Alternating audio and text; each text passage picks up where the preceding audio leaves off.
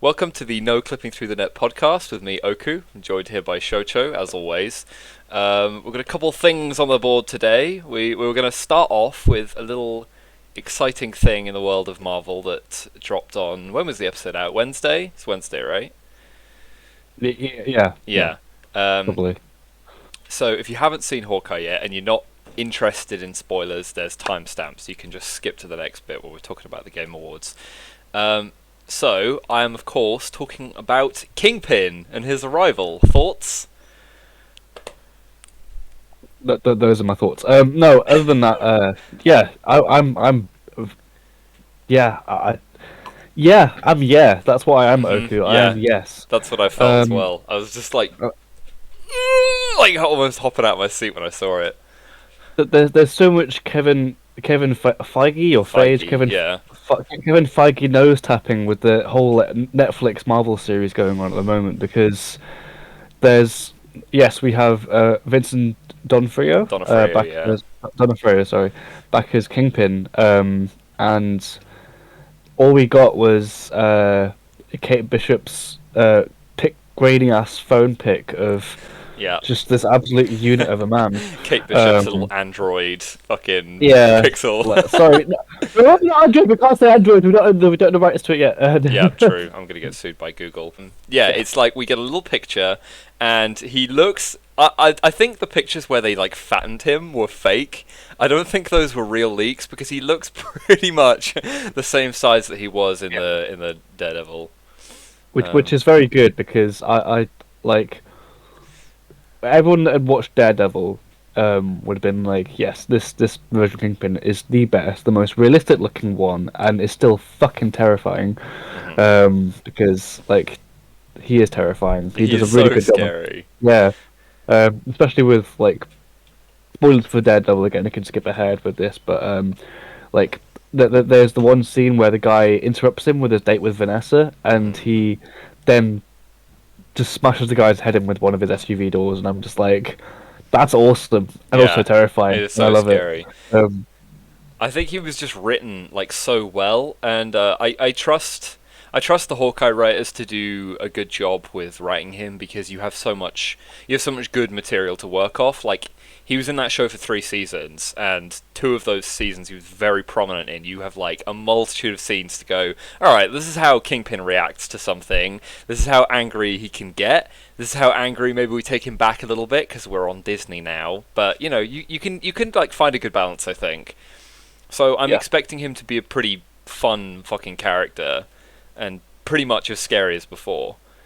Yeah, the thing I liked about him, which really grounded him in reality, and especially psychological reality with the Netflix series, was that he would react to things very childlike and toddler-like, like having a tantrum, and like you can also like you can almost hear yourself making those noises when you were a kid. When you get angry, you'd punch a pillow, or you'd throw your toys around and be all grumpy and stuff. And it's like, wow, this is a part of him that never really went away because he had a really weird childhood in that series. He literally killed his dad, and Yeah, he you can kind of see how that would shape a man like that growing up. not Yeah. not only did they do that, they also sawed him up and put him into bin bags and carried him to the river every Yes! night for that week. Him and his mum, and then after his mum went senile, he was forced to still be taking care of her, like into adulthood, which is just like that. All of that put together is more than enough to mess a guy up, mess anyone up. So yeah, But again, like that, tying that in with Daredevil's reality in that series, like it is perfectly like realistic. There is not a bit of it which is supernatural or made up or badly CGI'd, like kind of like a glowing fist or something. But like, it feels real. It feels like he's a real mob boss, and like people don't want to question his style. But in Hawkeye, yes. Sorry, going back to Hawkeye, I'm I'm looking forward to see what they're going to do with him. And as well as that, like we've had a little taste test with Echo and with the tracksuit gang, and now we have like not even one rung up. This is like 65 million rungs up. This is like the guy at the top of the food the chain, big pretty boy. much. Um, and yeah, so. And how does her mum tie into this now? Because like, Well, that's what I'm wondering, right? Because something that really intrigued me was Jack is obviously shady, right? And in this latest episode, we see him getting taken away by the police. We all knew it. We all saw it coming, right? And Eleanor is like, "Oh, Kate, I'm so sorry. You were right the whole time. You know, I looked into Sloane. You were right. He's going away." I don't trust Eleanor though, because if she's in league with Kingpin, which she obviously is, she has ties to him. We see it at the end. She's in that Android JPEG. Um, I don't trust that she is in league with the biggest crime boss in the city and not aware of Jack's dealings. So I kind of get the feeling that she was putting on a front for Kate. She couldn't realistically not look into Sloane once she knew that Kate had found out about it. So my theory is, and I think a lot of people would assume the same, is that Eleanor is just covering her own ass, and Jack was just kind of putting on a bit of a front when he's taken away. He's like, "Oh, I'll be back for Christmas. You'll see. This will all go away." But I think Eleanor knows. I don't think her and Jack are like not on the same page. yeah, no, that like obviously, yeah, she's thrown him under the bus, but I think that it's kind of like I don't, maybe they might not even be um like as much as he was twirling his mustache away, much like the guy from Hot Fuzz who runs the supermarket. Um, Yes. uh, is it Pierce Brosnan? It's not Pierce Brosnan, isn't it? It's, I don't know, but I know exactly who you mean. He's so funny. he was one of the old James Bonds back in the day. But yeah, um, like there might be a possibility that she wants to go solo and have all that power because, like, I mean, you look at the house. You look at the house from like the first episode. You're like, there's no way that like this is all like. I mean, you've seen plenty of like series and stuff and comic book stuff where it's like they've got a house that nice. They've not paid taxes and kept well on their Yeah, mortgages there's and money stuff like involved that. You here. know, there's some serious like underground stuff going on here, and I really like that as part of like what could be Kate's bigger arc. But I hope that it's not just like episode 6. What's going to happen after that? Like we're not going to be we might not be seeing Kate Bishop for a while now as well. Um, and Yeah, I don't know how I feel about that. I think with Kate, it's like the places we're next likely to see her are maybe they greenlight a season 2 of Hawkeye. It works. It's not like One Division or Falcon and the Winter Soldier where you can't really have a season 2 because of what takes place in the show. You can't have a Falcon and the Winter Soldier season 2 where the main character isn't Falcon anymore. But with Loki, that's easy to do a season 2. It's the same thing. So they did that. They greenlit that. That's coming in the next couple of years. I could see them doing a season 2 of Hawkeye and taking Kate on a different journey, or they do the whole Young Avengers thing, which would kind of, it's like, yeah, it's coming whenever that happens. But I do just want to cycle us back round to the main topic of our conversation, the big man in the big chair, because I think I had this really interesting. I'm not going to call it a revelation. I just don't know the word for it. I guess it's just something I noticed. Right, in the Daredevil show and in that Netflix universe, he is like, as you said, like light years above everybody else. He's the guy at the top, and then under him are like all the other crime lords, and then under them are all their little underlings and stuff. But in this show, I get the feeling he's on a much smaller scale because Echo says to Kazi, "You were there that night. You were his number 2." And if this random dude, Kazi, who is the leader of the Tracksuit Mafia, is the number 2 to Kingpin, I sort of get the feeling like Kingpin isn't really at the level that we see him in Daredevil yet. He has like nowhere near that big of an empire, and that's like yet to come. Yeah, that's a pretty interesting theory to throw together. I mean, that's a pretty reasonable theory as well. Like, but it's also how they're going to elevate that as well, and Hmm. like, yeah, I kind of well, I very much agree with you on that. It's like so like where is this big web of interconnected characters with Daredevil? Because with Daredevil, it was a different show entirely to what Hawkeye is. They could kind of have that time to be listening to the bad guys and Yeah, learning more about the bad guys, that kind of thing, because then you realised what's at stake for them and what their motives are and how their history, especially with absolutely. the the Russian brothers. Well, brothers, I don't think they're actually related, but like their story is pretty hardcore. and some crazy stuff happens with those two. I'm still watching, getting through Daredevil, so Yeah, bear yeah, with. But that's fair enough. like, yeah, they have all these big cosmic characters, and they've got all these little human characters which I like. But how Hmm. are they gonna jump out? We don't know. We don't know Yeah, how they're gonna jump across and reach because it's like, I sort of get the feeling like this is kind of one of my final thoughts on this, I think, because I don't know if I have too much more to say, but I think that this little pocket of the Marvel Universe that Disney are building right now with the street level stuff, Hawkeye, Echo, maybe a Daredevil reboot, we don't know what's coming, but this kind of Hawkeye and Echo corner of the MCU, I wonder if that's going to be I wonder if that's going to take a similar shape to the Marvel Netflix universe, where it's all pretty street level, and we have interconnecting characters, but they kind of do their own thing away from like the cosmic and the magic and the geopolitical and whatever. Because I remember like when Phase 4 was about to kick off, they kind of said, we might have a cosmic storyline and an Earth storyline. So I'm very interested to see which things they allow to come together and which things they make the conscious decision to keep apart from each other. or not keep apart, but I guess have Like kind of limited keep in their interactions own with. Yeah, lanes, like limited yeah. kind of yeah. I don't have much more to say Yeah, about that's it cool. really. At the end of the day, hey, fucking Kingpin's here. Big three cheers hurrah, because he's so fucking cool. But I guess that kind of brings us on to the Game Awards, if you'd like to shimmy on into that. Well, I may have less notes than you do on this one I have because I no notes because I got really distracted and didn't do anything. well, if so, yeah. If you guys have seen the Game Awards, which I don't think I've watched the live stream. I don't think you have either, Oku, have you? No, I didn't watch any of the awards being given. I went through and watched a compilation of all the reveal trailers, so I knew kind of what I was talking about with those.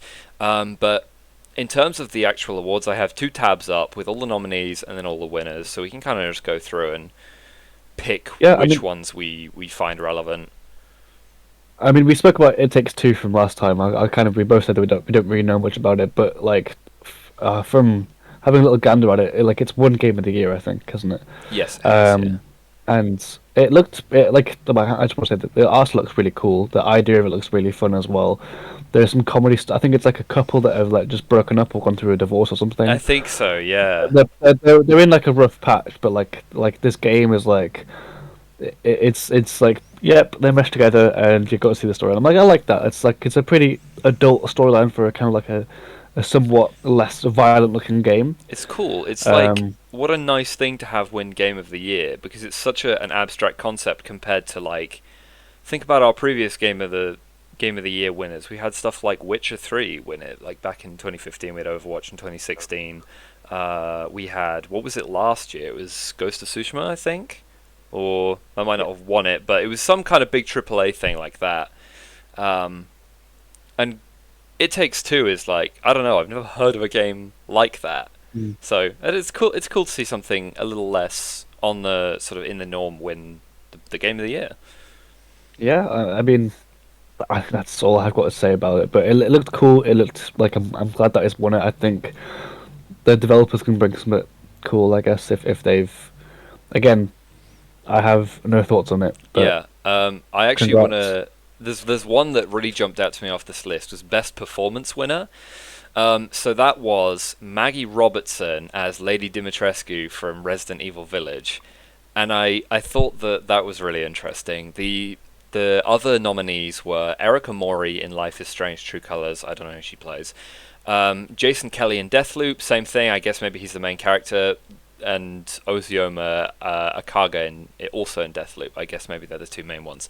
The one that stood out to me that didn't win was Giancarlo Esposito in Far Cry 6, the man, the myth, the legend. And I think it's just like a testament to how fantastic Robertson's performance as Dimitrescu was, that she managed to beat out a performance from Giancarlo Esposito, who, if you don't know, he's Moff Gideon in Mandalorian, and he's also Gus in Breaking Bad. He's kind of a legend at this point. I okay. before you go on with this, I do want to say that Ubisoft are some of the worst writers in the whole world, and they probably gave them the worst script in the whole world and the most predictable thing ever. Because I've seen some of the stuff that he's had to work with in six, and I'm like, this is terrible, man. This is just like it's really not well done, and like I think he could work with way better stuff if he just said this isn't cool. But like, I'm not saying that he deserved it. I'm just saying that he was given less. Yeah. Because I mean, Ubisoft, they kind of been phoning it in very, very, very recently for a while now. Yeah, that's kind of part of the Ubisoft charm. I say very sarcastically. But I did read something. Someone was making a joke about how he's like, if you haven't gone and like finished the game yet, he's like, I don't know if he's like messaging the main character or like sending a message or something. He's like, "Hey, you haven't come and killed me yet." Not literally like that, but it's like a reminder of, "Hey, I'm still here," which is just That's pretty cool. it's funny, but it's just I don't know. It's so dumb. Um, yeah, but I mean, you're right. He can work with really good material and make it come to life. My favorite performance ever from him is the like insane religious. I don't know if he's not the uncle. He's the father. He's Mylene's father in the Get Down, and she's like she wants to go, do the disco singing, and she wants to get a record deal and stuff. And he's just like finds out she's been out partying, and he just like beats the shit out of her. And he's just like, "God forgive me for what I'm doing to my daughter." You want to be let me see how I What is this disco garbage? It's poison. I'm not this. You will never be this. You understand me? You'll never be this. Never be this. You will never leave this house. Ever. I will sing, Bobby, and you cannot stop me from I singing. can't stop you. No. I guess I'll show you how I stop you. I'll show you how I stop you. I will beat the evil out of you. I'll beat it out of you. You are my darling angel. I will beat you all night to separate from you and Andy. Like, oh, it's the most insane thing you'll ever see, and he is fantastic in the role. His character is unhinged. That one just kind of stuck with me forever. Then I was really excited when I saw him in Mandalorian, because I was like, oh shit, it's this guy. So, I don't know, I guess my point originally was that he's really fucking cool, and he's really good at acting, so good on Maggie Robertson for taking the cake there. I haven't seen a single bit of Resident Evil 8 except for the few clips that were circling around. But Yeah, she um, she had people absolutely obsessed with the character.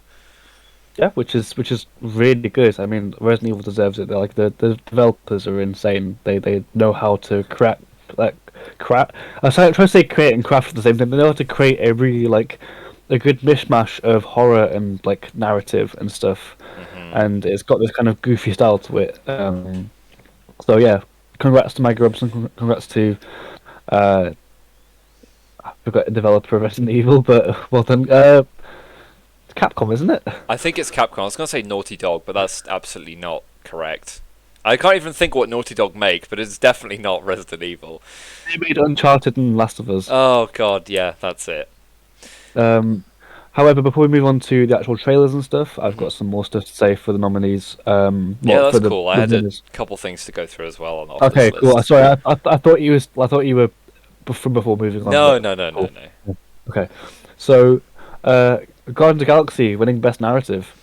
That is that- interesting. That was a game that all of us were like, we saw how Avengers went. This is going to be shit. Yeah. And from what I've seen of it, it looks really good. Like it looks really fun. You can play as all the characters and stuff. Can you? Yeah. I thought the whole thing about this game's gameplay was you can only play as. Hello? Oh, I thought someone was talking to me. Sorry.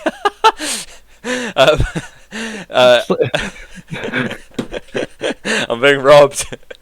No. So sorry. Just to take that one again. So I thought the whole thing about this game was that you can only play as Star-Lord, and then the other characters move and fight around you, and you can call in their attacks to help you in a fight. So can you play as the others? I might be wrong. I'm not sure. I mean, but like I think I saw some stuff online of you playing as different characters and stuff. Okay, I But know everyone's involved at the very least. yeah, Um, but from what I've seen and what I've read about the game from streams and stuff, it looks very fun. The acting seems pretty good for keeping up with what we have in live action films and comics and stuff. And yeah, I don't know. It's a game that I want to get, but I want to get next gen first because yeah. yeah, I desperately want a PS5 at this point, but I don't have enough that I want to play on it yet. I think I'll wait until Spider-Man 2 comes out and probably go for it then, because I'm happy to just bum along with my PS4 at the moment. It's still a great console, so you know. But yeah, I mean, good on them. I didn't have high expectations at all. Like you were saying, people No. were like, "Oh, this is the Avengers guys," and then it's turned out to be better than imagined, and I love that. I love when something turns out to be good that people thought was going to be wank. I don't know. It's just like a little underdog moment, I guess, and it's nice to be surprised. I love being pleasantly surprised by things, so I'll probably be playing that game at some point. Yeah, no, me too. I definitely want to grab it. Also, Forza Horizon 5 winning Best Audio Design. I am a little bit of a racing aficionado. I like some racing games. I love cars, and especially open world games. And Forza Horizon, I first played the second one on my previous Xbox, which is sitting next to me. It's not on fire just yet, but it will be in the next few months.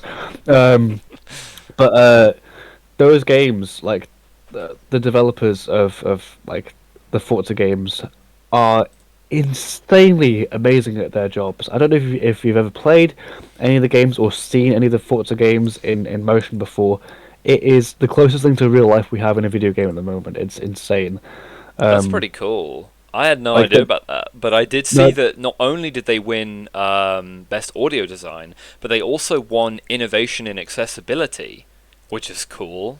I mean, I kind of just thought that's actually, this is all news to me. When I think of Forza, I'm just like, car game, and then I have like no other thoughts about it because I never played it, but The vehicle goes vroom. it does open go world. fast. Yeah. But No, but they stayed religiously to every single car's different sound, like all the gear changes and like the like the modifications you make will be realistically set. Like they sound realistic. yeah, Like when you have headphones on with that game, and you're just immersed with it. It's just like, oh my god, nothing can stop you. Honestly, the open worlds in those games are also really really well designed. Like really.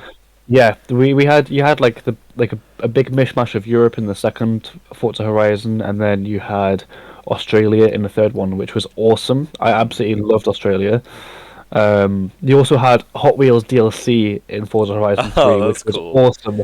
It was awesome. It was just like when you were a kid. And, well, I didn't have any of like the big racetrack stuff, but I do still have a lot of Hot Wheels cars, and I was like, I remember watching the adverts, and like, oh, mum, I want that. Spend 80 quid to get that for me. It's got a dinosaur, and like Those tracks always look sick. They made them look the fucking most exciting thing you'd ever seen on the advert. So Yeah. cool. Am I right in Um, thinking that one of them was set in the UK? The Forza that games? was Forza Horizon 4. It was like a best bits of Gaelic and the like UK regions of well and Wales as well. Like it's a big mishmash of UK. That's pretty Edinburgh's cool. there. What else is in there? It might just be Edinburgh. No, there's some other stuff. There's Bamburgh Castle there as well. You can actually buy Oh, Bamburgh really? Castle. Yeah, you can Oh, buy it that's for like cool. I think it's like 50 million it costs you or something like that. I think I've It's been very to Bamburgh Castle. I've been twice. I think That's awesome. it's pretty cool. It's a pretty cool place. Well, that's opened my eyes to Forza because I had Yeah. absolutely no idea that it was anything more than just like, here's your track, there you go, race. Well, even if it is just that, the racing is done really, really well. Like that game is just like it feels so. It's got like a nice like when it comes to hand holding in games. Like some games have been really bad with it, especially racing games. But Forza's just like it's just like on just pat you on the back and say, hey, you got this. Just drive. It's cool. And the music in that game as well is awesome. There's some good music in there. That's dope. But yeah, upgrades too. There's some funny. You can share designs online. Like someone made like I don't know if you've seen the anime jumper of like all the hentai girls like with their tongues out and stuff. But someone put that onto a BMW M5, and I was like, That's cool. That's funny. love it. um, That's awesome. I Yeah, mean, yeah. I So thought- well done to the Forza team for winning 2 awards. Did they win any more, or was it just 2? Oh well, 2 is pretty impressive as it is. So that's awesome. Also, sorry, I will pass it back to you in a second. It's okay, don't worry. I mentioned a game called Kane and Bridge of Spirits in I think episode I was 2. just maybe about to 1. bring that one up. Yeah. Yep, cool. It's won Best Indie and Best Debut, which is absolutely insane.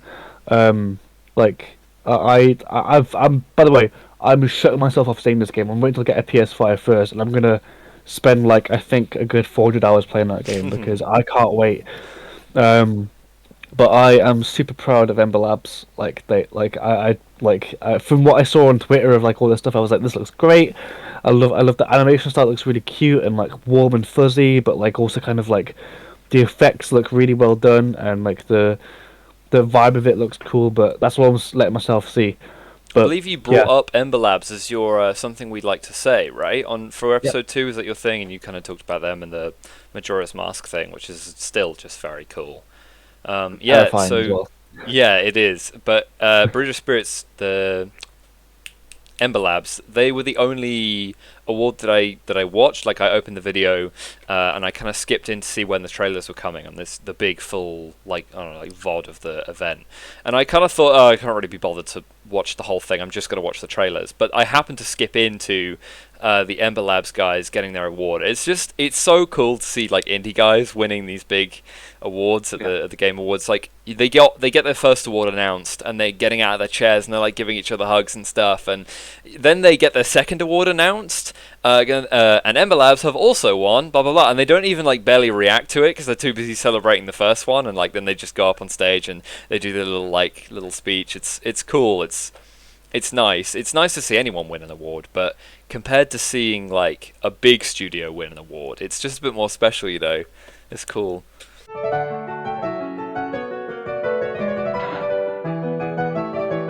There are a couple others that I wanted to bring up just because they interest me.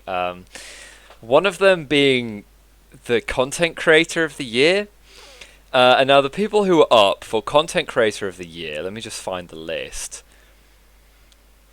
were the Grevk. I don't know how to pronounce that. Ibai, I might be mispronouncing that as well. Gauls, Fusli, and Dream. And of course, Dream won. He's off. Yeah, so of course Dream won. I literally don't recognize 3 of the people from those 5 names, and I don't know who Fusli is. I just know the name. The only one who is very present in my conscious reading this list is Dream. I don't know if I wanted to bring this up to actually discuss it, or I just wanted to bring it up so we could both sit and sigh for a second, because this man made a name for himself out of nowhere, suddenly just shot up the popularity list of Minecraft YouTube with his like Hunter versus, or like Manhunt, whatever it was, videos, which were, you know, they're kind of fun, they were kind of cool. But then he had the whole thing with the speedrunning controversy when he got called out for cheating because he had this just unparalleled level of success where it shouldn't have even been possible. And I don't know if it ever got 100% dead to rights proven, because obviously nothing bad happened to him and nobody really cares about it anymore. But I don't know. Dream stands are something that we make fun of on the internet frequently because they kind of deserve it. And now he's won Content Creator of the Year, which is just, I don't know. I feel like, really, is that it? There was nobody else that they could think of apart from these 5 people. There was no. They were like, who's got the most trending on Twitter? But we're not going to check if it's a good reason why they're trending or not. Because if he's trending, it's probably going to be a bad reason why he's trending. Yeah. I mean, I'm surprised Corpse is not here. Does Corpse not is he not popular anymore or something? People moved on. I think they've gotten over the the voice. The bass heavy decibel Yeah. dynamic rubbish. I don't know. Guys, I'm playing Among Us. Oh. I just we this is a part of the internet that we do not associate with. I don't think we ever will. Minecraft, YouTube, Because Twitter. like okay, we love Minecraft, we love YouTube. And we sometimes like Twitter. We go on Twitter when we're bored and got a few extra minutes on the toilet or whatever. But when it comes to people that are this into it, it's like, we have There's like other stuff we like as well. Yeah, there's the whole thing where that person like We- tattooed corpse on yeah. themselves and then Uh, I've never seen you look more defeated than in that moment there.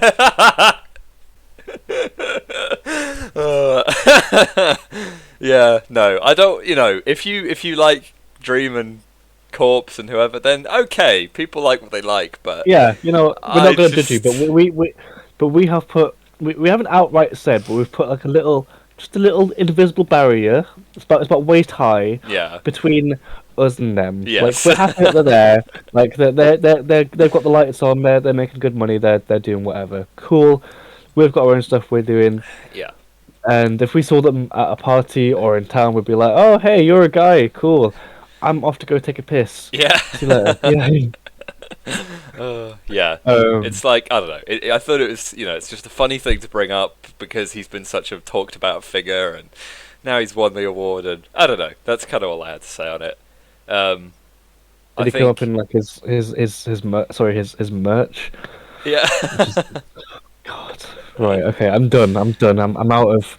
I'm gonna stop insulting 11-year-olds now. Okay, So, that brings us on to the best fighting game award then, because this was a bit of a case of there's a winner, and then there's someone who could have won if the developers hadn't shit the bed, which they did just a tiny bit. And I'm just looking for it now because I know exactly what I'm looking for in the nominees list. Ba-ba-ba. Yeah, here we go. So, we had Demon Slayer something something something something. I don't really care about Demon Slayer. Melty Blood type Lumina. Virtua Fighter 5 Ultimate Showdown. I don't really know what any of those three things were. And then that brings us on to the winner, Guilty Gear Strive. It's a popular game. People have been playing it this year. And Nickelodeon All-Star Brawl, which I think... it's such a shame, man. It is such a shame that they weren't where they needed to be to win this award. I was kind of rooting for them, but then like the whole voice acting thing didn't come in time. no, yeah. If they'd either start production a bit earlier and also maybe ramped up a little bit, because it was obvious where they were aiming for. They were aiming for fucking Mount Everest, and where they've landed is the hills of Yorkshire Dales. Yeah. Yep. Because they were like, oh, they won't worry about like voice acting and music and stuff. They'll just worry about the fighting and stuff. And you have, if you like, yes, fighting game players do worry about the fighting and the mechanics and stuff. But we're also human beings. We want bells and whistles. We want cool Yeah. sounds. We want to be immersed. And we want to have cool voice lines. I want to hear so if you Patrick feel- doing that laugh he does when he like beats me off the stage with the most insane Yeah. spike you've ever seen. I want those weird images that appear in SpongeBob SquarePants where it's just like a really detailed picture of someone just like cooking in the sun or something like that. Yeah, it's like exactly like that. Yeah. There's Arthur's O face for anyone asking. But like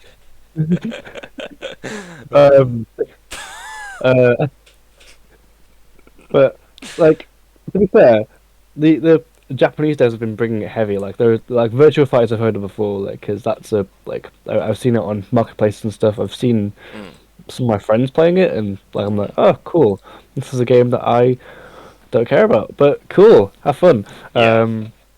But yeah, you're right. They have dropped the ball. They could have done really really well, and I think we're not going to go back to the topic from last. Yeah, from we don't last want to go time, over the same as we said again, but Multiverses has taken the cake from what we've seen in the gameplay. It's cool, yeah, so. that looks really sick. I'm waiting on the email to say whether I got into the playtests or not, because I don't know if I've already missed the boat, but there's the first email to say thank you for signing up. Then there's the second email to say if you want to get in, give us your friends' emails, and will increase your chances of getting in. And I know that that's the next step because I signed up with 2 emails. The first email didn't get that second bit. The second email I signed up with did get that second email. So I was kind of thinking, okay, I might have a chance here. Either way, that's just. Also, what are you giving us your friends' emails? Why not give us their IP addresses and their card You know, the numbers? special and... big number on the front and the little number on the back. Yeah, no. What's their blood type? How many organs do they have left? How long is the hair? Yeah, I don't know. I'm excited for Multiversus, but the point being that Nickelodeon All-Star Brawl, we've said it before, it's just kind of, it wasn't where it needed to be. Which is fine. I think it'll get there eventually, and I think enough people are still kind of anticipating that upgrade in quality, that it won't just completely die and fall off the end of the pier when it drops, like this new update drops. So I'm excited for it, but yeah, as you can see, it wasn't enough this year, and well done to the Guilty Gear Strive team, because that game, it looks fun. It's not really my style of fighting game, but it does look fun. It looks good. Are there any other awards on the list that you kind of wanted to talk about? Because there's only 1 or 2 others that caught my attention, but I don't really have much to say about them. No, not really. Yeah, I was just going to point out that the best esports event went to the 2021 League of Legends World Championship, which is kind of, it's cool to see that is still booming. The industry around the League of Legends esports is still booming, and I don't know, I was kind of expecting maybe Valorant might be up there, because that's obviously huge now, and the esports scene for Valorant is getting like really hype. It's drawing more and more attention to it the older the game gets. You know, it's only been out a couple of years, but I do just want to say I've seen gameplay. Well, sorry, everyone's seen gameplay of Valorant, but I saw it like in action at a friend's place, and I was like, this looks pretty cool. Like, if I was into anything like that style of game, I'd probably be playing Valorant, because I don't know, I like the idea of it. But my god, the person that I saw it was like salty as fuck that they were like, you know, there was so much trash being talked in that chat lobby. I was reading it just like, yeah, it's kind of insane. they were just like sat like this, like on their like. You didn't attack me at the same time. It definitely brings the salt out of people. I'm just not playing it at the moment because I got fucking sick of it. But at the end of the day, it's a good game. It's like, you know, if you enjoy like that kind of tactical shooter, CS:GO style game, but you want something that's a bit more colourful, a bit more up to date mechanically, yeah, play Valorant. It's fun. It's a fun game. So that's kind of, yeah, I think that's pretty much all I have to say for most of these awards. Genshin Impact won, I think, best free game or best mobile game. Best mobile game, which surprised me because I didn't even know it was on mobile. I was expecting. It is, yeah. Yeah, when I saw Pokemon Unite on the list, I was like, maybe. But it didn't, so, you know. But that's fair enough. Well done to Genshin. That's another game that's taken the world absolutely by storm. Can't go a day on Instagram without like seeing someone making fun of Genshin fans in the comments of a meme. Like, well, someone just saying, "Oh, I did Glibimbi's raid again. Oh God, I'm all out of food and items." It's like, I have no idea what you're talking about. I'm gonna skip your story now. They're like, yeah, bye, swipe. Yeah. Anyway, trailers. Yeah, let's talk about the trailers. Let's get into the meat of this. This is the biggest feast that we've feasted on, I think, for a long time. For all the pro gamers out there that spend all their hard-earned money and their hard-earned hours on these games, we have some seriously good stuff this year. Yeah. Which a lot of it I've got notes on, because there are some big IPs that have been announced. And big re-IPs, that's the really weird way of saying it, but some stuff that's been announced as a franchise, which is awesome. So, do you want to take it away? Yeah, I think, I know this is the first one that I know for a fact we already have thoughts on, so I feel like I'm going to get it out of the way first. Star Wars Eclipse.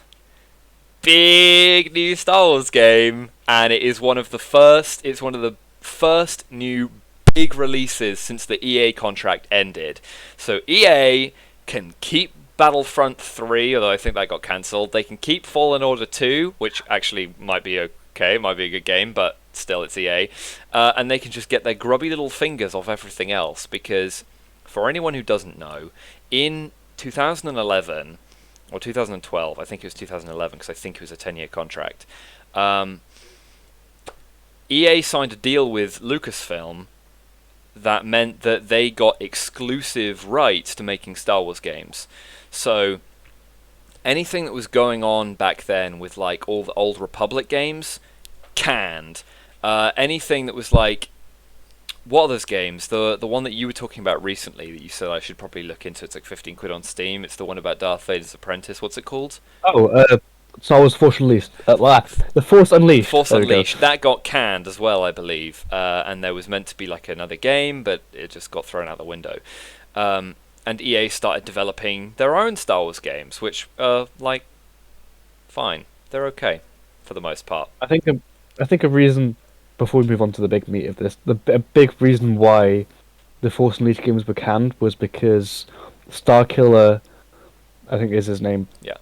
Is very powerful. There's one bit in the first or second game where he pulls down an entire First Order Star Destroyer, which you just like the camera pans up and you just see it, and there's like the blue aura about it. You're like, huh? Yeah. And it's just like you see him go like that, and you see the thing moving. And you're like, this is awesome, but he's way too OP to exist in between 3 and 4. I think canon. It was set. Yes. Without dying in some stupid, I don't know, like he trips over a curb or something and bashes it on the ground. Yeah, like, and they ended up replacing him, or not him directly 1-for-1, but they ended up replacing the idea of Vader having an apprentice in canon with the Inquisitorius eventually. They just brought in the Inquisitors, which are all cool, and they are much less powerful than Starkiller was. So, but that's kind of by the by. The point is that EA were doing their own thing for 10 years on this contract, their most notable games being the Battlefront games, where they remade Battlefront and Battlefront 2 from 2004 and 2005 with new characters and new mechanics and all updated graphics, and kind of reinvented the IP. And that was a disaster. The first Battlefront... Yes, and also Squadrons, and also the first Fallen Order game. But the thing is with Battlefront is that the first one was a disaster. It was like an arcade demo that wasn't finished. It was kind of fun for a while, and then you get tired of it. Battlefront 2, there was that was part of that really big like European lawsuit about loot boxes and stuff, and whether that should be legal because it's like gambling, and there was like the whole thing where it was like pay to play or pay to win. Eventually, Battlefront 2 became a good game. It's fun now, but it took such a long time to get there, and it just wasn't worth the wait, really, because it's fun now, but it's not a masterpiece. There's also the single player in that game. By the way, I played the single player of Battlefront 2, and like, I was like, oh, this is really cool, and like, you start out as a bad guy. Oh, that's really, really cool. Oh, they changed sides. Changed to the good guys. Oh. Like, okay, cool. There's changed it to be a good guy. Cool. Like, yeah, but come on, give us a taste of being bad guys for once. I know, it was the dumbest thing ever. They rolled out the marketing with like, oh yeah, you get to play as an Empire soldier. Isn't that cool, guys? And then like very quickly after, as more marketing came out and then the game dropped, people realized like, oh yeah, okay, so it's just another rebellion. Yeah, like, oh, you meet Luke Skywalker, and then you're all good guys, because when you meet Luke Skywalker, obviously you give up. It's so, it's just silly. It's silly, and the gameplay is like fine, but it's a bit boring, and I don't know. There are these weird elements of like stealth game thrown in where you have to like sneak around and zap people with the droid thing, and it's like, yeah. However, I just want to follow up. The Fallen Order isn't made exclusively by EA. It's made by Respawn, who did Titanfall 2 that's and very Titanfall true, 1. actually. Alright, By the so way, that enforces the fact that EA are trash, because they didn't even fully make the game. They just like helped a bit. And Titanfall 2 is legendary. It's just better than sex, honestly. Like, it's just such a good game, and they really employed that into Fallen Order, so that's really great to see. However, let's get onto the actual Star Wars meat. Otherwise, we'll be here for like the next half an hour talking about Star Wars games.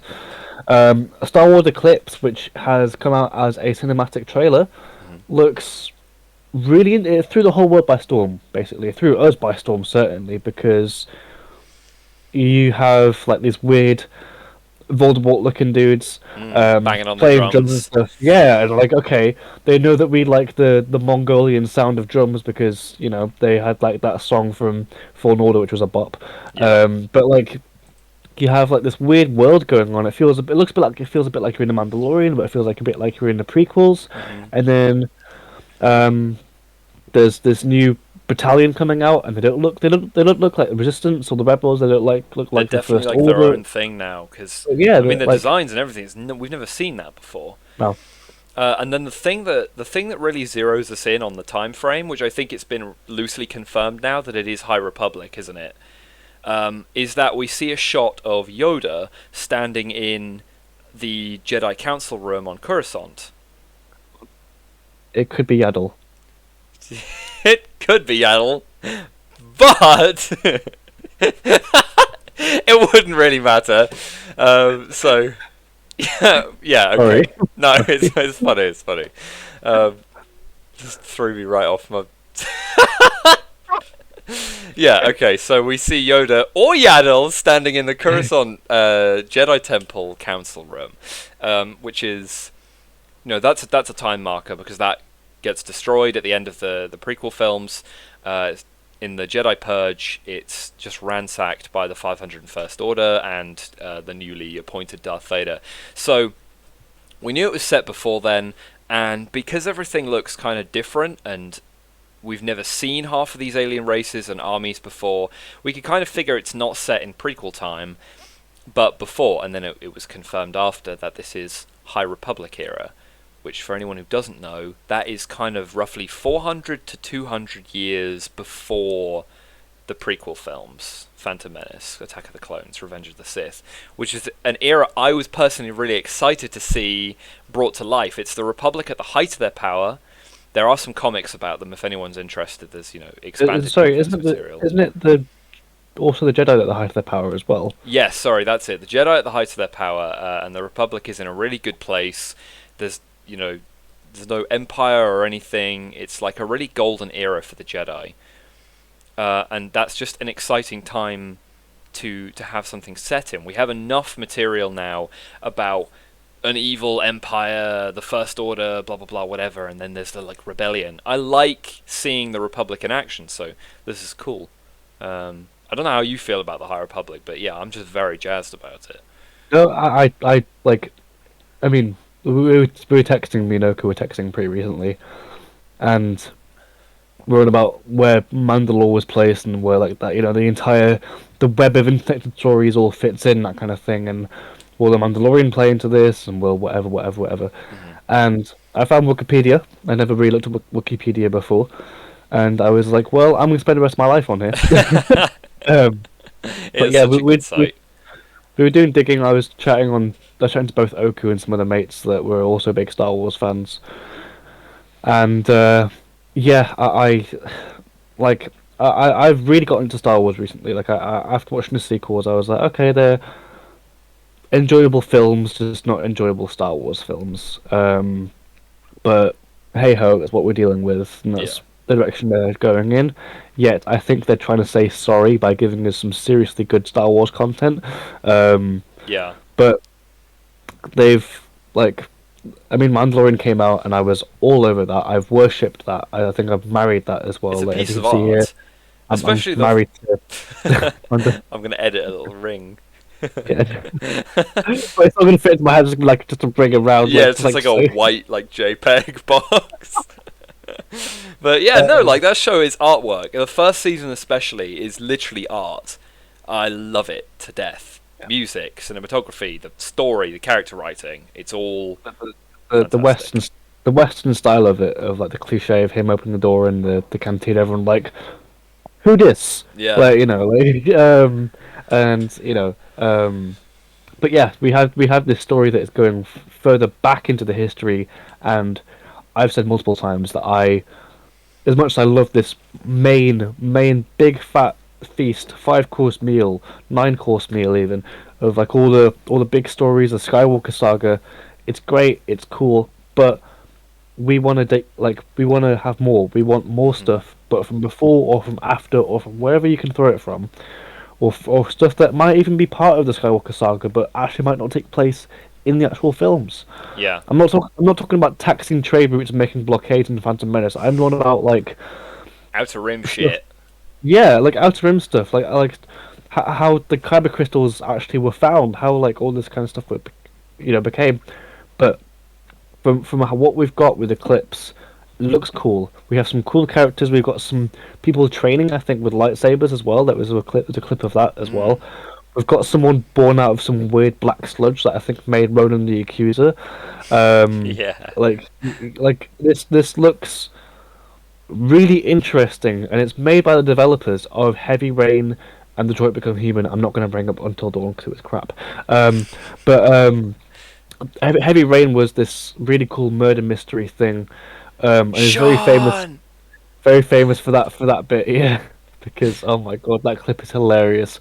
It was very heavy, pun intended. It was very heavy with the button prompts where you control random contextual things your character does, not just walking, but also shouting Sean or Jason when you're in a supermarket, that kind of thing. Yeah.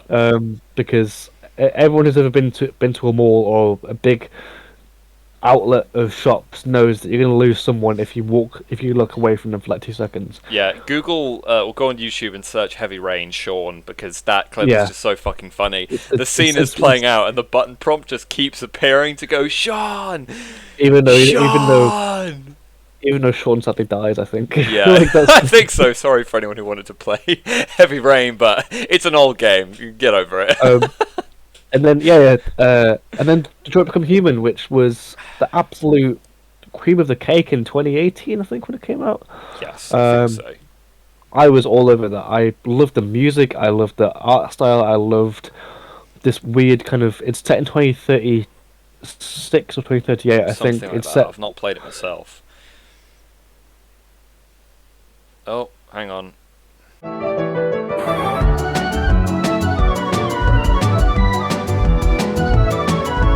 Quantic Dream's other game, Detroit Become Human, is one that I was heavily obsessed with because I just really liked the idea of it, and I mean, I'm not saying it's my favorite game of all time, but I did really like what it was doing and this cool story it was telling, even if it's a really weird allegory for racism.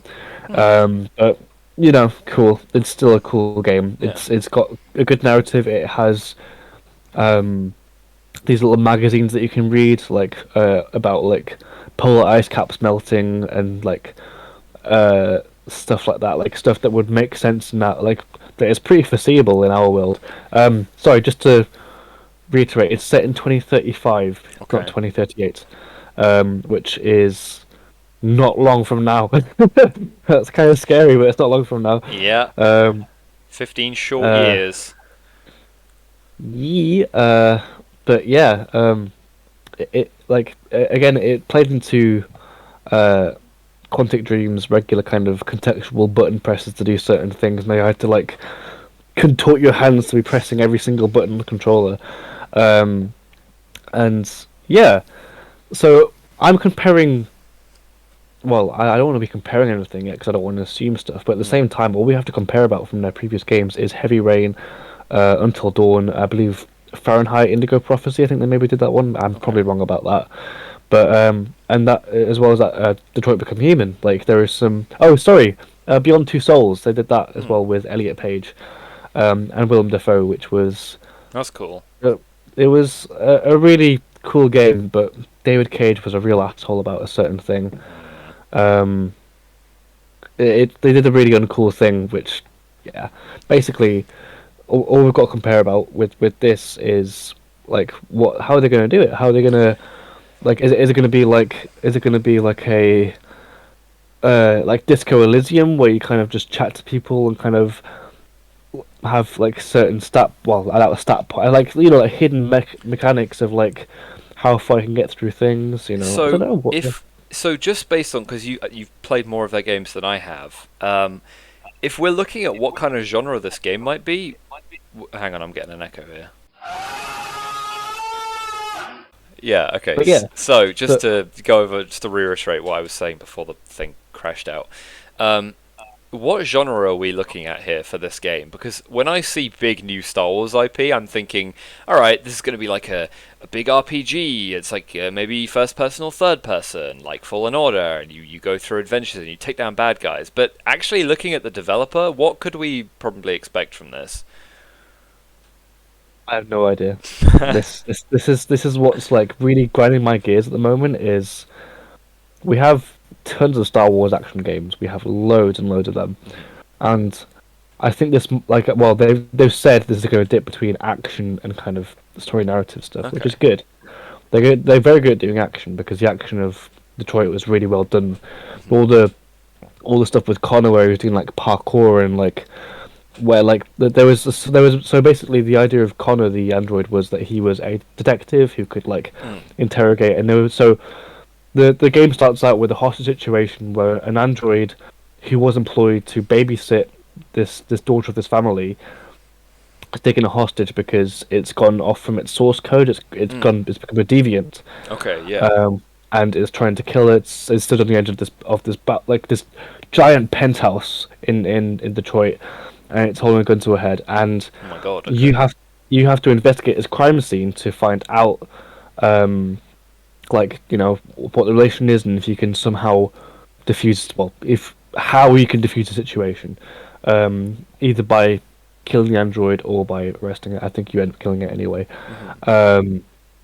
But there's like a bit when you're talking to the android where you use certain bits, and there's so you have like a set. It'll say like X, square, circle, and triangle to say different things, and there's like a little bar that's going from red to blue, saying how tense that android is. Oh, okay. Which could mean that the kid either dies or something wrong happens, Mhm. which is really really cool. I I really like recommend that. you have a look. That's You that's have a kind look of at it. innovative, to be fair. It's on PS4. Grab it. Like if you ever want to give it a shot, if you want like a more I guess lax game to play, there's so much content in that game. There's a lot to do in it. So, but I'm wondering if we'll see stuff like that where it's like you kind of either you're a member of this society and you're either getting by a bit like Jyn Erso in Rogue Star Wars story, where you're kind of like haggling your way through the resistance or the rebels or whatever, or you're something else. I don't know where you stand. Are you part of this weird cult that is playing drums and giving birth to this weird sludge monster, It's or weird, are isn't it? you? Because they showed us so much. There's like Yeah, the sludge guys with the drums. Then there's the army that we were talking about with their like insignia and armor and everything. Then there's just like random shots of Yoda, who a guy I think might have been Cad Bane, or at least someone who's the same species as Cad Bane. And like a market. There's so many different settings with no story revealed. It's like really hard to place like what this could have been. Obviously, there's also the shot of the two Jedi like sparring against each other. do you mean Cad Bane as in? I think we were thinking different species, but I'm thinking of the guys that go to Lord Palpatine as in like, is that illegal?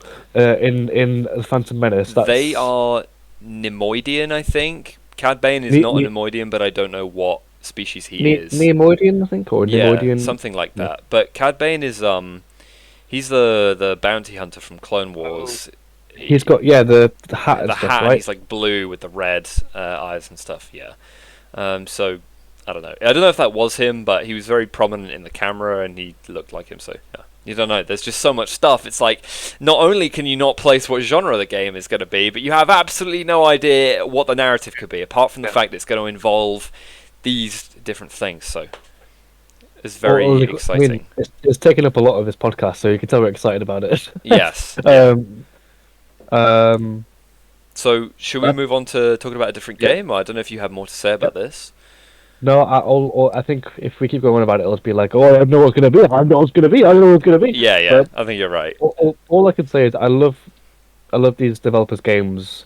I love how they're notorious for game-breaking bugs and stuff. And I think if how they're going to apply this to Star Wars is very much taking a lot of my curiosity. Hmm. Something else I want to talk about is Alan Wake 2, which Okay. I haven't played an Alan Wake game since American Nightmare, which was I think out in 2013, 2013 or 20. No, I might be wrong about 2011 maybe. That's a long time ago. I played a little bit of it, and yeah, I'm old.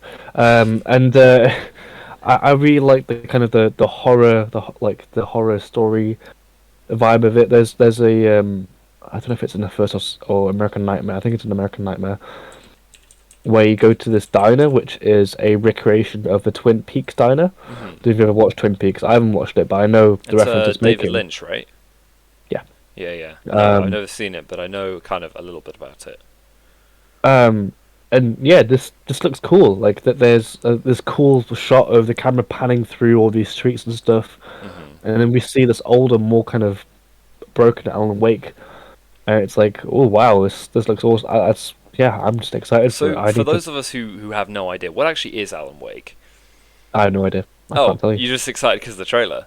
I'm just like, I've got the access to play the first and the spin-off of Alan. Sorry, not a spin-off, but the middle game of American Nightmare, and seeing this has made me want to go and check those out because they're not expensive. They look fun. I like horror games. I like story narrative horror games.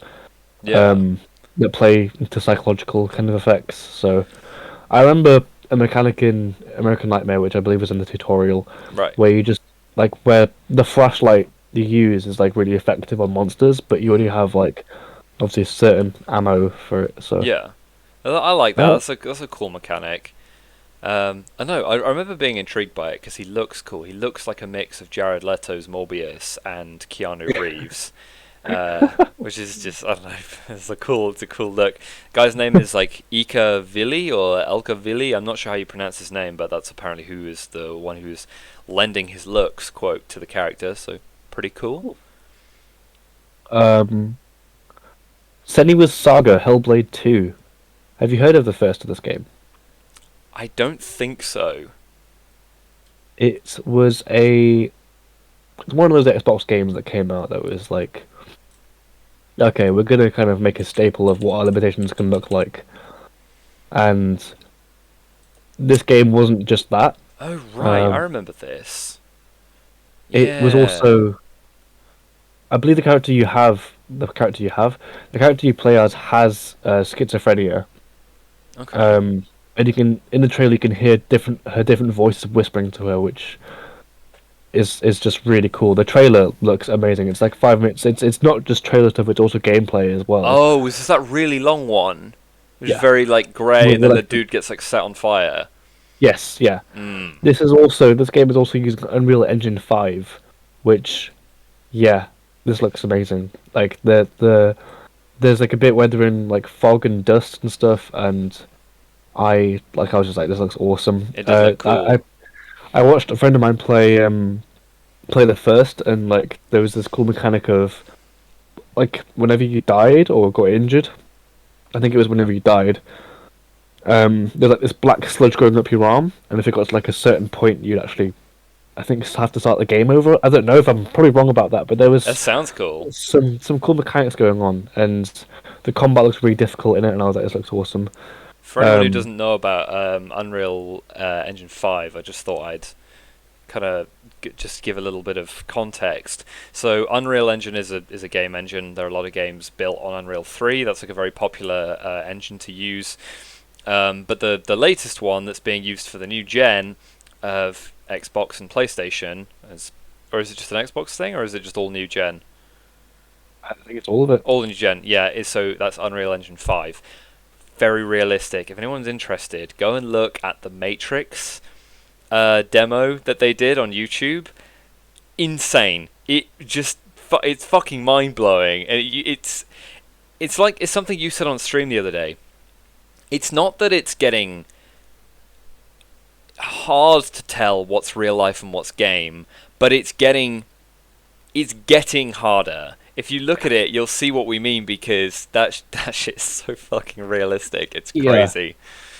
Yeah. If you've seen any clips of the Matrix in any kind of caliber to recognize how it looked, because they used a lot of CG in those films. They've pretty much put that into the engine. It looks insane. You can see early 2000s Keanu Reeves and just all of it looks insane. Like there's a bit where you can walk around in New York City as well, and it it makes me speechless seeing this thing. It's insane. They've done it so well. The physics engine of it as well looks incredible. So yeah, that cuts off my other point as well because I was going to go on to Matrix as well. But cool. Basically, have a look. Have a look at both. Like everything we talk about. If you've got the time for it, have a look at there's like a GameSpot compilation I looked at for last night when I was doing my stuff for this. But that's where I saw Senua in its full glory because there was a teaser for it. I think back with the E3 reveal for the Xbox Series X and the PS5. It's an Xbox exclusive, just so everyone knows. But it like those developers, they are really good at grounding this reality, this weird Nordic Viking period of face paint and weird tribal, culty kind of weird stuff. Yeah, So, Ninja Theory is the developer, and they're pulling their weight. So yeah, that looks sick. I was taken aback by that trailer. Something else that jumped out to me from this list of trailers that I watched was something I've been waiting for a little while to see some footage of, which is Sonic Frontiers, right? Because I'm a bit of a Sonic fan. I've not played a lot of the games. I've played Sonic Adventure 2, and I've played that twice, not all the way through. I've played like the start of it twice across my life. The main Sonic game that I'm a big fan of is a very obscure title from like 2007. It came out on the DS, called Sonic Chronicles: The Dark Brotherhood, which it's like the weirdest introduction to a Sonic game that any kid could have, because it's literally shares fuck all mechanics with any other Sonic game. It's a turn-based RPG, right? So yeah, it's fucking incredible. The story is so good. It is enough to send any kid just like hyper up the wall, because it's like it's just cool. It makes you feel cool to play. It's like there are several zones, so Green Hill Zone, Central City, Blue Ridge Zone. There's like a marshy sludge zone, I can't remember what it's called, Angel Island, Metropolis, and then there's like all the shit in space. There's like 5 different planets that you can go to, and these all different zones have their enemies. If you run into an enemy, then it'll like cut to the battle, and you'll go into turn-based combat. And it tells the story of Sonic arriving back in Green Hill Zone after being away for a long time. Sorry, I'm just going on a mini tangent here. And he has to basically get the band back together because there's really weird shit going on with the animals in Green Hill Zone. They're attacking randomly when they normally wouldn't. So the search is on to get the gang together, and once Sonic, Tails, Amy, and Rouge have assembled, it's like, okay, where the fuck is Knuckles? Let's go find Knuckles. And this chain of event leads them down the rabbit hole into discovering this mysterious group called the Dark Brotherhood, who are like terrorizing, you know, the general kind of Sonic world. Anyway, it's very cool. The point is, I'm a big Sonic fan specifically because of that game. so can I just say, Yeah. it's basically Sonic gathering the fellowship of the Sonic rings. Yeah, basically, they you kind of collect characters as you go along. I remember I love that. the part where you add Shadow to your team is very edgy because he refuses to join until you beat him in a fight. So you fight him, and then once you win that 4-on-1, he runs, and the others are like, Sonic, you're the only one fast enough to catch him! So you like watch Sonic like chase him across the map, and then you go into another one, which is just 1-on-1. It's edgy, but it's cool, it's fun. And ever since then, having played that and sort of having dabbled a bit in like Sonic Adventure 2, which is a great game, I like Sonic. I like the movie. And I've been waiting for this game because people were excited about it. Sonic games haven't been at their best for a long time, and people are waiting for something to buck that trend. So here it is. You see him running through like this massive like open world, which looks very cool. It's must be so many articles titled "Sonic Frontiers is the Breath of the Wild of Sonic games," because you know that's what they say about big open worlds. Sorry, I named this in my notes as Sonic Chili Dog of the Wild. Um, That's cool.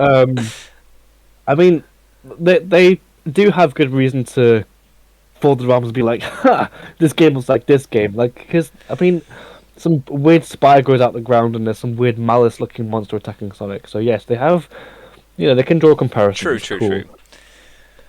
However, this looks awesome. It I'm not gonna does. lie, this looks awesome. I'm intrigued into this because I've played Sonic game. I played 1 and 2, as in the original games. I love the music from it. I mean, Mystic Cave Zone from Sonic 2. Like, come on, Chemical absolute Plant bop. Zone.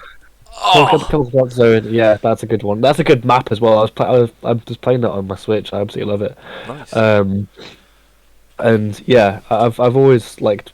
I mean, I haven't played it like in years. The first one since my PS2, but that's been sold. RIP. But I played a bit of what's the werewolf one called again? Sonic and the Furry Convention or something like that. I don't know. I know exactly which one you mean because it came out on the Wii, didn't it? You keep talking, I'll Google it. Unleashed. Oh, that's it. Unleashed.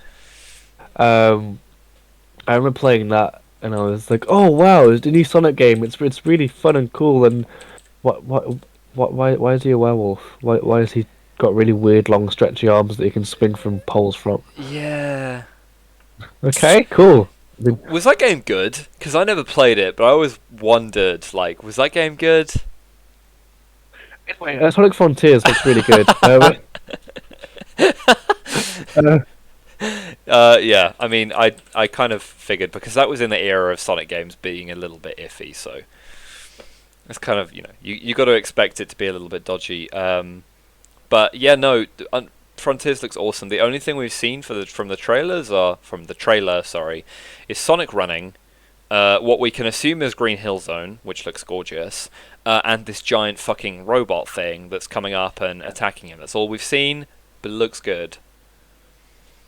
It looks interesting. So yeah, we are intrigued. They have given them high hopes for a lot of people, I think. They're trying something new, which I think is a good idea. However, Yes, I agree. there's good ideas and then there's good executions. So we'll see. Yeah, well, oh, go on, Sega, get it right this time. I do want to move on to my big one, which is Take it away. Elden Ring. I wonder when we're going to get to this one. We have a new look at Elden Ring, and I've been so excited for this. Myself and a colleague of mine are big FromSoft fans, and yeah, there was a tech demo for it, which came out recently, and open world Souls game, as an open world, as you can go to everywhere. Even if it looks like a fucking Bob Ross painting in the distance, you can go to it. It's insane. It looks awesome. There's some world building, there's some story narrative building they've done with this trailer. So there's like it doesn't feel fully Miyazaki, this one, which is good. There's some George R. R. Martin stuff in this one, which is very, very good. I like to see that they're blending their narratives. They're making some kind of weird story. Miyazaki, so- like Ghibli, or a different Miyazaki? Oh, I think I must have said the wrong name. Let me have a look. Oh, it is Miyazaki. It's just a different one. Hidetaka Miyazaki? Yes. Yep. See, I'm not racist. But yeah, Elden Ring looks awesome. There's some there was like this fight going on between. So if you'd seen like the earliest trailers, and there was this clip of this character putting an arm back on themselves. Right. And there was like this weird kind of long-haired thing standing on a battlefield full of swords, and they're locked in a fight for eternity. Well, there'll be no victor, and that looks awesome. It's like about demigods, right? Are they demigods? Yeah. Well, they've been killed, so I think again we're going for like a similar premise to Dark Souls, where like all the gods have been in fights with dragons, and a lot of them were dying, or a lot of them had become kind of unsaved from all this stuff. So yeah, I'm excited for this. The gameplay of it still looks amazing. There's no gameplay in this trailer, however, it's just cinematic stuff. Mm. So yeah, cool It shit. does look Cool. cool. I saw it and I was like, "Whoa, this looks Yeah, epic." they've made it look very pretty. They've done their job of making it look just gorgeous. And like people have been saying, "Oh, it's just Dark Souls 4," and all the From Software fans are like, "Yes, that's what we fucking want." um, so yeah, Yeah, we'll see. it looks dope.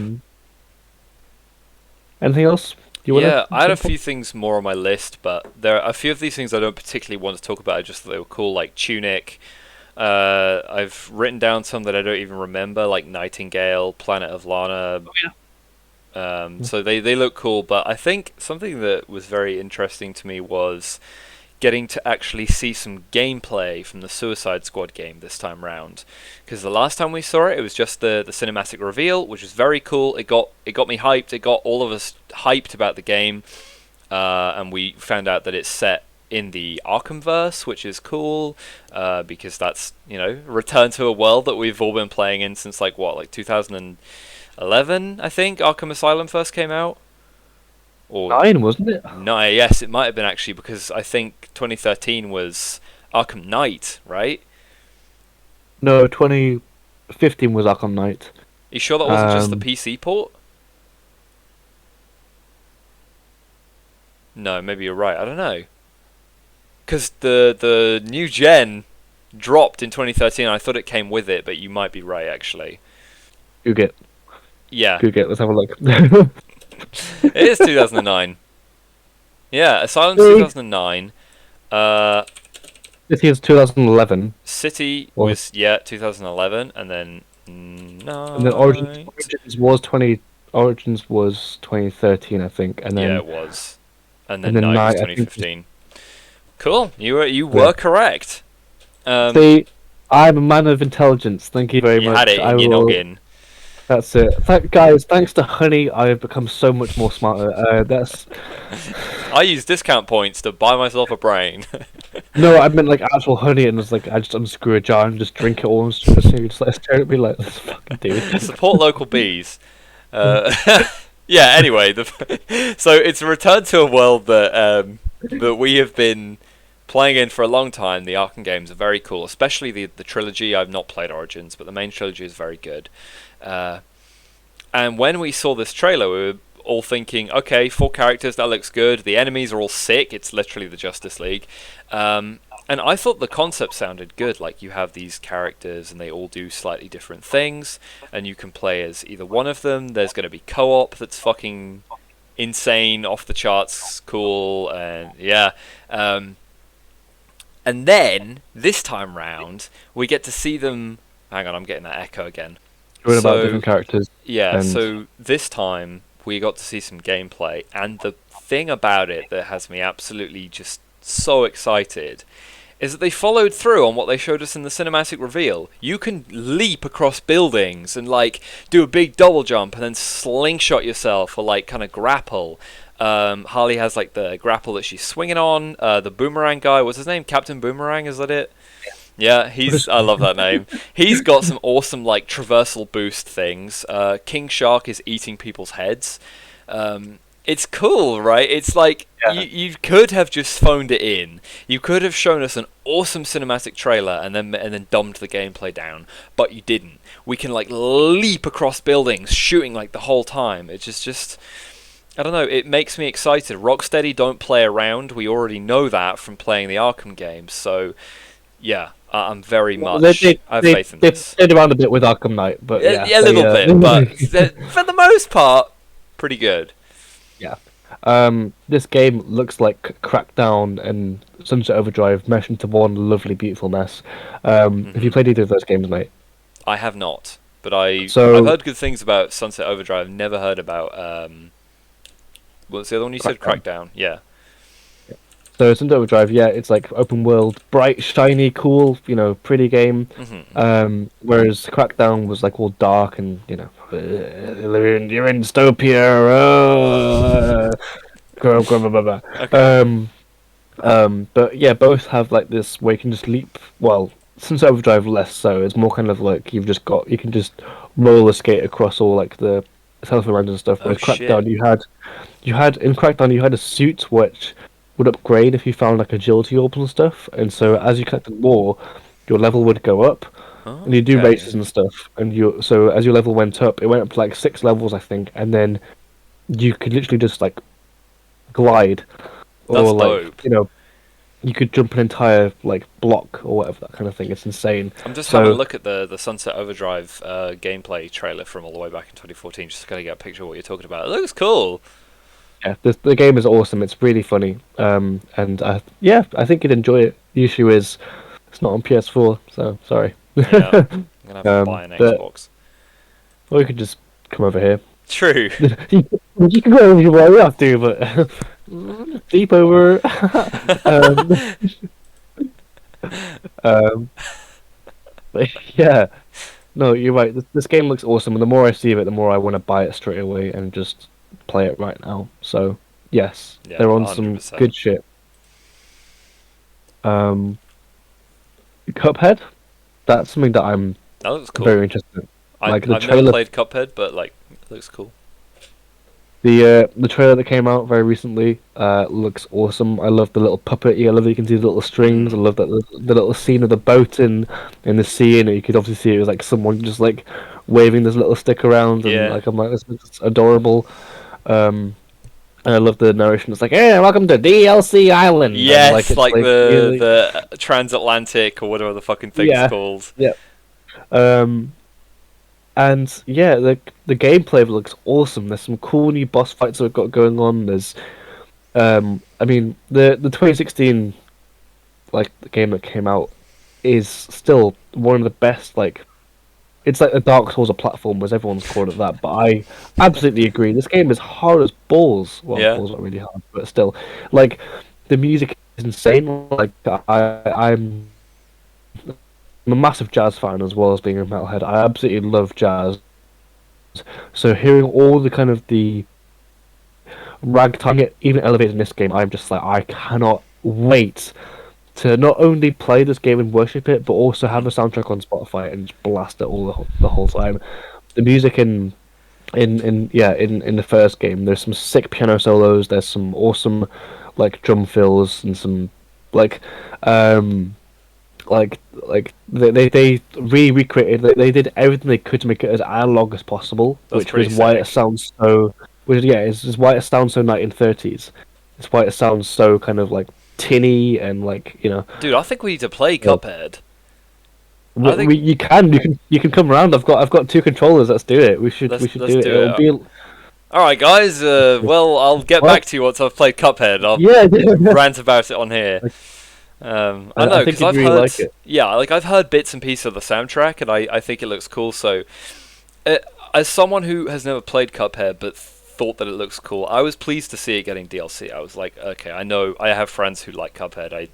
I think it looks cool. It's nice to see them still putting the work into it. They teased it with Chalice, this new character, back at the end of 2016. So that's good to see that they're making good on their promises, and like I think it's gonna be 3 players now as well. Right, see, that's which what I is- wondered. I was like, okay, I already know Cuphead and the blue guy Mugman, right? Yeah, I already know Cuphead and The Mugman. forgettable one, yeah, the forgettable one. Yeah, so his name isn't on the box, unfortunately. And then I saw this other character. I was like, oh, there's a third one. That's maybe 3-player, and it's just funny because it made me really excited, despite I literally do not play the game. But I was like, ooh, 3-player mode! Like, I don't know, it just made me excited. Like I don't think there's been a 3-player game since Battletoads. Oh my Um, god, Battletoads. Fucking yeah, legendary piece of gaming history there. Yeah, I mean they even made a new one for Xbox recently, so it's still just as hard as well.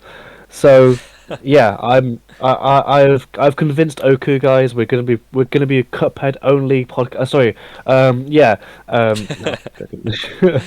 yeah. The animation of the game is like really good as well. It's like that kind of that hand drawn style that was prevalent in loads of Betty Boop cartoons and the old Tom and Jerry episodes, not the new ones, the old ones where it was like you could see the screen tearing, that kind of thing, like the lines coming off the screen, that kind of thing. Yeah, yeah.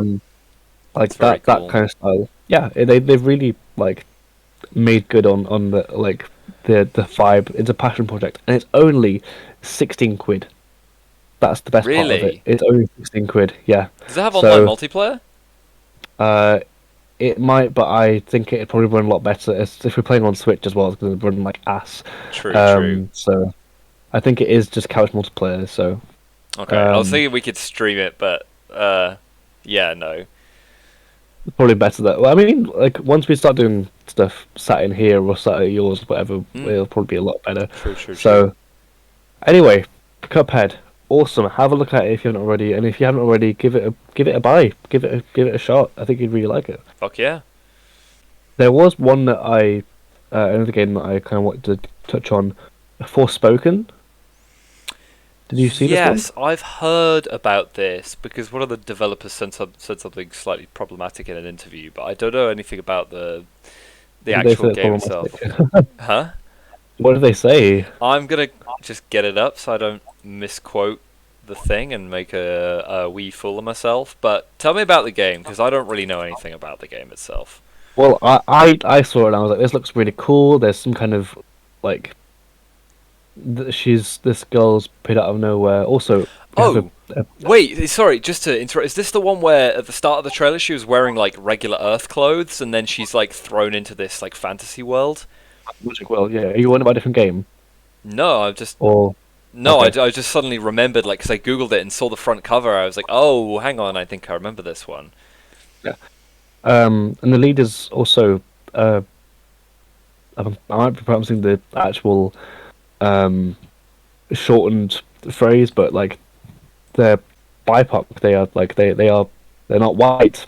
That's cool. Yeah. That's great. We need more of that. Cool. I'm interested in the game. It looks awesome. That actually very interestingly leads me to what I was just googling.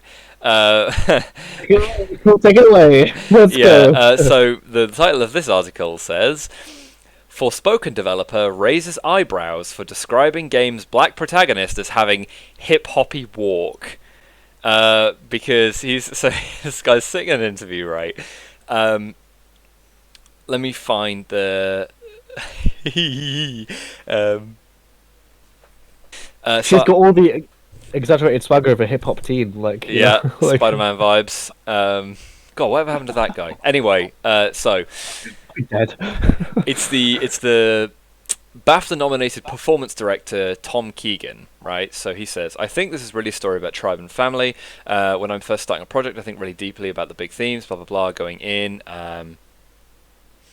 When I first got together with Ella, we sat in my living room and we just talked about family, about our mothers and fathers, when they were there and when they weren't there, blah, blah, blah. He's talking about this, this character.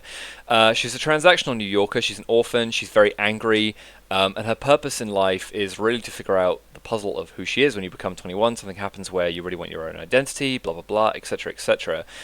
One thing we really worked on with Ella was the walk, the character's walk. She has this kind of hip-hoppy kind of walk, and Ella herself is very athletic.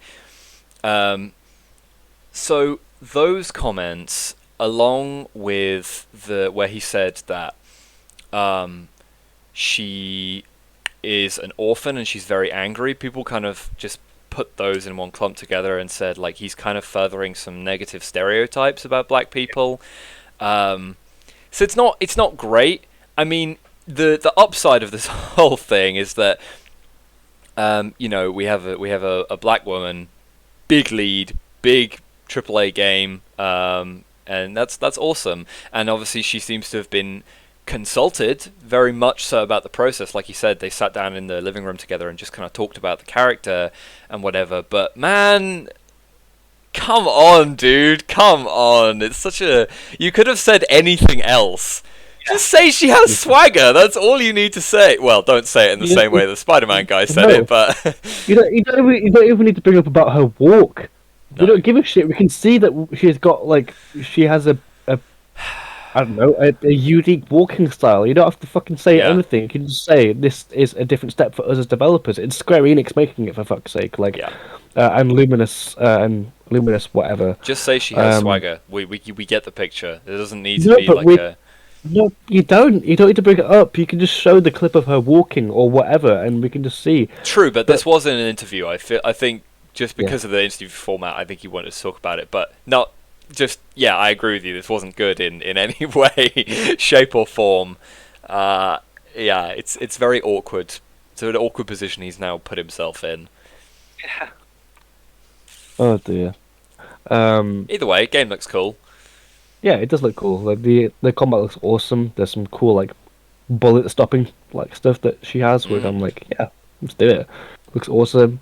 So yeah, we're looking forward to like everything on this list that I've got. I am somewhat interested in. Mm.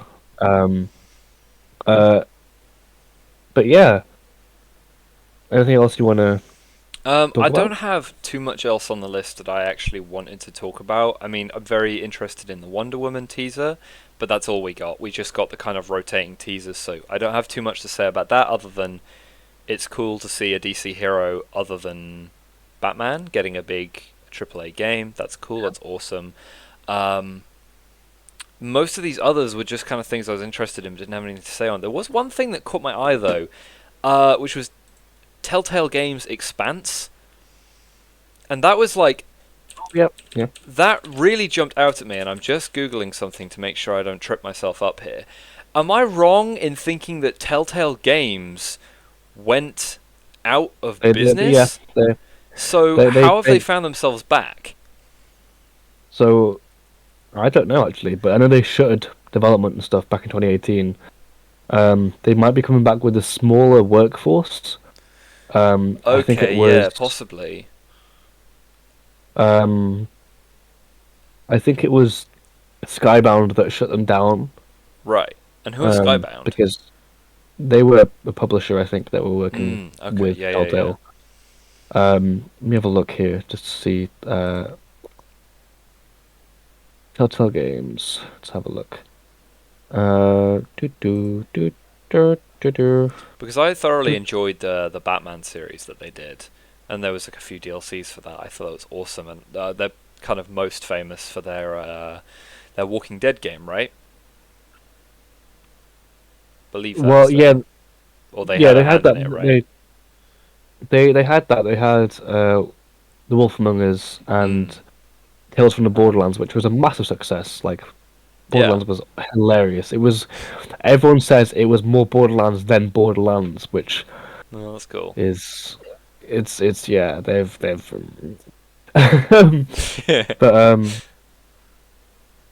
But yeah, they're working with another developer, Deck Nine Games, which is why I think they have a like they're coming back. I think they kind of I don't know they I mean it's dubbed a Telltale series, so their name's on the cover of it. Yeah, I'm excited. So I'm excited because hang on. how's that? Don't want to cut you off. So there's a comment here on the latest post on Instagram. So, just gotta say we've been this is from Telltale, by the way. Just gotta say we've been wanting to turn the lights back on here and stuff for a while, and we still have a lot of work to do to rebuild the studio. But just want to take a second right here, right now, to say thanks to all the fans, followers, and believers. We're gonna do our best to do right by you as we come back. We've got this going on. We have more exciting news to on horizon. Again, thanks. We wouldn't be here without you.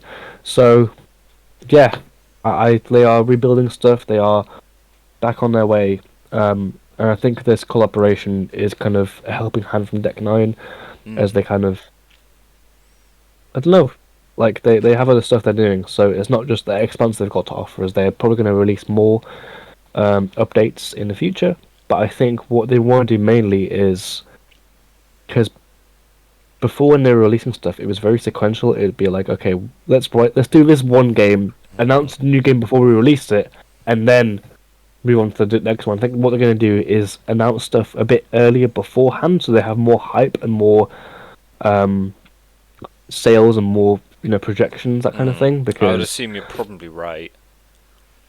yeah, because like they're a great developer. They made some amazing games. The Walking Dead games were amazing and heartbreaking and beautiful, but Yeah. sadly they hadn't done enough.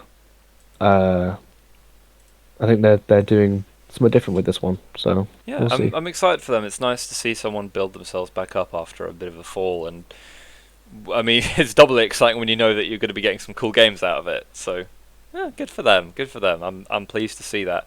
But I mainly brought it up because not because I'm really interested in the game at all, just because I was suddenly like, oh, hang on, I recognise that developer name. I thought they were dead, but there you go. Is there anything else you want to talk about from this list? Nightingale. Hmm. That was interesting. Yes. Was that the one with the portals?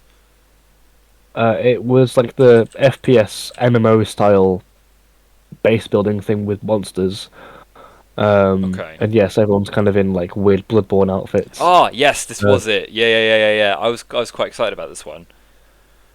This looks cool. I don't know what to say. It looks cool. Um, I like the idea. It's trying to convey. Well, it's not trying to convey. It's conveyed it very very well. Hmm. I just looked at it and I was like, cool. I'm writing this one down. I've got a little paragraph here about it. So Oh well. you know. Like, I'm very excited to hear what you've got. I no, just that was that I've just said what I've. Oh, said about okay. it, so. Well, yeah, no, I mean that's Sorry. awesome, and I think It's a just paragraph on my tiny ass phone. So yeah, like okay. Yeah, I'm with you. I'm I don't pretty know. sure. I'm pretty sure on your monitor it'd be like one word. So Yeah, well, I don't know. I mean, it's cool that you have something because I just kind of forgot to make notes. I was like, I should make notes now, and then I just didn't because I was just saying like, I'm gonna find some links. Anyway, the game is really cool, and it hooked me in immediately with the outfits because, like you said, the outfits are really cool. And as soon as I saw her in that fucking Victorian-looking big hat and like dress with the rifle, I was like, oh, this is right up my street. I used to be massively into steampunk. I have a couple Yeah, of like pairs of this- goggles laying around. wow, okay, didn't know that. Yeah, there was one clip of it when they're in like a forest and there's like this weird deer god mutated weird thing coming out of the darkness. I'm like, this looks fucking sick. Yes. So And I like the I'm base hook- building aspect as well. That's very intriguing. yeah. Did you ever play The So- Forest? No, but I saw a lot of gameplay of it, Mm. like everyone else. This kind of reminds me of The Um, Forest. Like, and it's not super similar in terms of its gameplay loop, but it is, you're in this fantastical world and you're trying to base build and there's monsters out and about. I packed a lot of hours into The Forest myself. I had a couple of friends and we played it as a trio. And this was like right when the game came out because one of us, I don't know, I can't remember who it was, one of us discovered it and they were like, oh guys, this looks really cool, this has just dropped, we should get in on it. And this takes me back, this is giving me the nostalgia for that game, so I'm definitely going to play this. If not when it comes out, then fairly soon after. The next thing is Gollum, I guess. Ooh. I don't know if that's what I'm thinking. I'm like, is this really something that we can really talk about? It looks like Yeah. Personally, I don't have anything to say about it. I don't know about you. I mean, my only real thing is that, like, did we need it? Did we need a stealth game where you get to play as Gollum? I feel like this is like sort of 2015-16 era Star Wars fandom when Rogue One and Solo were coming out, and everyone was like making those fan posters. We need a Boba film. We need a Vader film. We need a Qui-Gon Jinn film. We need a Sidious film. Like it feels like, did we need a Gollum game? I don't think so. If it's good, then fantastic. But I don't know, man. I'm worried it's going to be this is my prediction for it. It's going to be a 6-hour glorified mobile game that's going to be sold for 35 quid. It could be. It really could be. Because we don't need it. We have there can be better resources spent on Lord of the Rings games. Like, I mean, we already have the Shadow of series, which are just Yes, they are awesome. immaculate. Yeah. And they've done loads for the Lord of the Rings series and the fandom and stuff. So having a spin-off Gollum game might not be their best bet. No, it doesn't feel necessary in any way. And like you said, the money could go to better places. Oh, I make a third Shadow game. Yeah, like that's yeah. Just do that. Anything else? Anything but Gollum. I think I'm kind of talked out on this stuff because, like I said, Yeah. I didn't really have anything else on the list. It's more just something that I wrote down for my own interest rather than anything that I was, interested in talking about. Yeah, so that kind of brings us into a little segment that we do at the end of each podcast episode. If you're new here, it's called Something We Like to Say. You'll get the gist of it in a second once we go in. So my thing this week is some advice for people. Maybe it's a little bit obscure, but advice for people who might have wanted to get into comics before, but have no real idea of how to start, because it is a weird entry point where there are so many comic lines running at the same time, and so many characters. You might look at it all and just go, okay, yeah, I want to read comics, but honestly, where the fuck do I even start here? So the way I did it was picking a character.